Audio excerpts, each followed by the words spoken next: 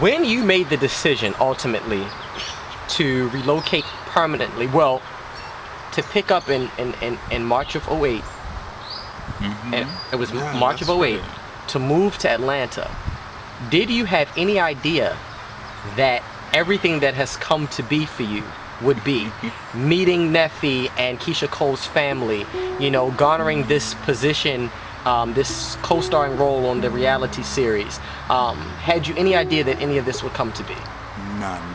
None. None. I went there in March. I remember the first month I was there, the first celebrity photo shoot I did was T.I. and Tiny. Okay. It was their family portrait. Tiny was pregnant at the time, right? Yes. Yeah. With Derek Blanks. And T.I. and Tiny were so amazing. They even refer people to me, like in the industry, like producers and stuff. Like they keep me on file. And so when you first got to Atlanta in March of '08, you were who introduced you to T.I. and Tiny? T.I. and Tiny, Derek J.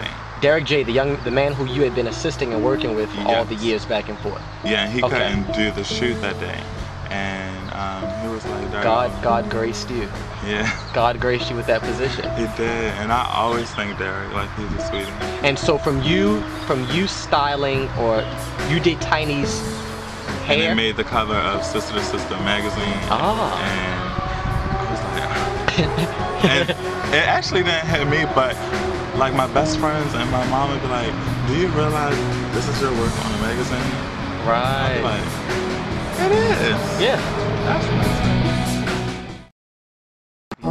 Yes, in 2001, the same year I graduated high school, in 2001, I moved to Atlanta in July or August, and I went to college that September. What did you study?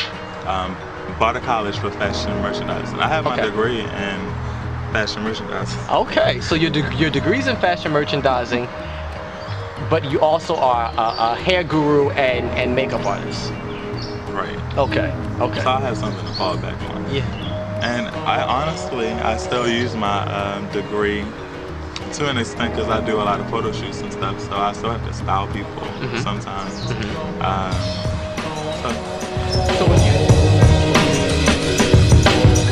So around what age was it when you decided that, you know, you wanted to be this hair artiste, this stylist of sorts? Because you do makeup and hair. Yes, I know how to do makeup. And I really started getting some makeup from Marcus Miller, M.A.A. Like, I love him. I think he is so phenomenal. Marcus Miller is definitely one of the up-and-coming celebrity makeup artists extraordinaire. To me, he is that already. Like, I really admire him. And he would teach me stuff and be like, bitch, look, now he'd be like, bitch, I should have charged you and got you some classes. Because, like, he's like, Dariel, you're phenomenal with the makeup. You're doing a good job. So when I was 7, my Aunt Carmen was a hairstylist, and I would always go over there and stay the weekends with her and watch her do hair in her kitchen. And I loved the reaction of women when they would get up, and I would be like, oh my God, I want to do that. I want women to do that when I finish their hair. Like, I love looking at Vogue magazines, the style. I just love women, but not in a sexual sense. Right. So, but you love the glamour and the beauty. Where specifically did you grow up? I grew up in the cracks of Park Heights.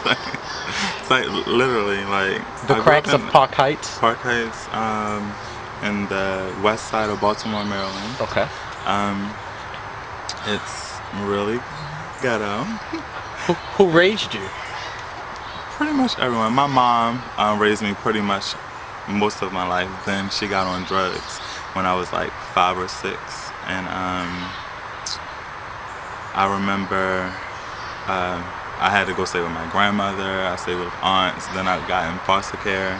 My mom went to rehab, and during your childhood, you were shifted between homes.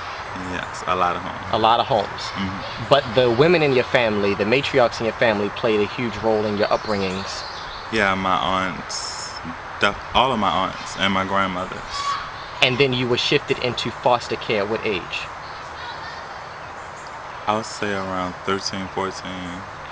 And during those years, during the years where you were in child foster care, were you still receiving visits from family, your aunts and your grandmother? Well, what happened was I was in foster care, and I called my aunt one time. I remember the social worker took me and all my brothers and sisters away from each other.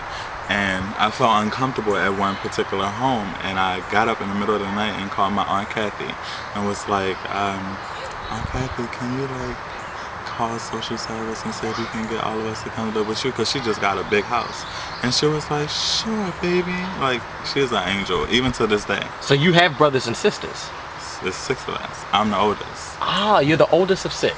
And I did not want my little sisters at no stranger's house because I watched Lifetime. And I always be thinking crazy stuff. So at what age did you sort of know that you were gay? Leave it to my Aunt Carmen. She will tell you. If she was here, she would tell you the story. And this is the story. When my nephew came out, he was gay sucking his tongue. He was gay crawling. He was gay crawling and drinking his bottle. He was like, so she would always make these faces. She was like, he was just gay. And she was like, your mother didn't want to hear that shit. Like, we all told her, your son's gonna be gay. My mother was like, fuck that, no he not. But gradually when I grew up, she was like, okay. I remember she was probably high this time, but one of her friends was downstairs in the living room. I was upstairs in my bedroom, and I remember they were playing cards, and the guy was like, where your faggy son or gay son or something like that. And that really hurt my feelings. And I remember me being really young. I probably was 10 or something. And my mother went off. Like she said,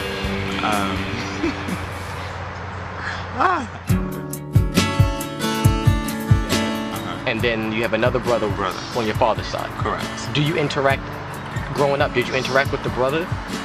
I do, but I felt like since I was gay, like, and he was such a boy, I felt uncomfortable. Right. But even now that I'm older, my brother lets me know, like, I love you, man. You my fucking brother, man. And like, he is a thug all day long. So, like, now I'm very comfortable with him, and like, I can even talk about boys with him and everything. And he talk about girls to me, so we did. But your father does not play a role. He's never present when the two of you. He stopped with him when he was little, and he stopped with me when we both were little. And my mother told him, like, my son is going to be something when he grows up, so don't try to come around. And right when he saw me on the Keisha Cole show last year, he called me and left a beautiful message on my voicemail. I cried. And I said, Ma, I went to my mom's house. I was here in Maryland when I did it. I was here visiting. And I said, Ma, you have to listen to this. Like, I don't know what to do. I didn't call him back. And he was like, this is your dad. And I was like, and I kept rewinding it like, your dad, your dad. Well, let's make a day with a country. Do you feel that you always gave the cameras your true self? Were you always your true self in front of the cameras? Leave it to my friends now. And they're like, Dariel, that is not you. You are so much more vibrant. So you're sometimes a lot more reserved. I was. On the Keisha Cole show, I was way more reserved. Okay. So even Neffe said that, and she was like, well, bitch, on me and Frankie, me and Mom show, you need to be yourself. And I think I captured that. Okay. Y'all will see.